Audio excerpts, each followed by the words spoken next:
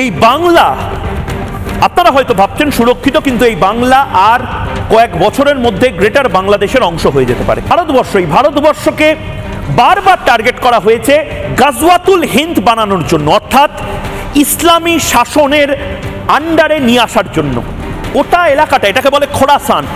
Corporate সংস্থা ওই হায়দ্রাবাদ, চেন্নাই বা ঢাকাতে একটা করে অফিস বানায় না, সিঙ্গাপুরে একটা অফিস বানায় না, যাতে করে এশিয়াতে ভালো করে কাজ করতে পারে।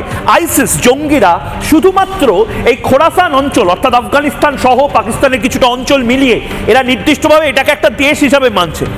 সেই দেশ অর্থাৎ খোরাসান প্রদেশকে তারা শুধুমাত্র এখানে জঙ্গি সাপ্লাই করার লাইন হিসেবে তৈরি করছে। ভারতের দেখুন এই মুহূর্তে সবচেয়ে বড় সমস্যাটা কোথায়? একদিকে বাংলাদেশ থেকে এই জঙ্গি মৌলবাদীদের টানা ভারতে ঢোকার চেষ্টা, এবং তারা ঢুকছেও।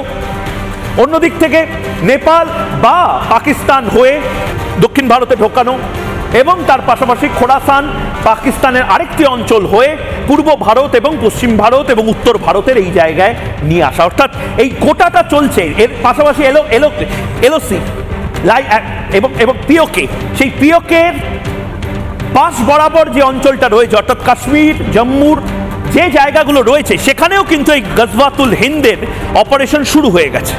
এবং এটা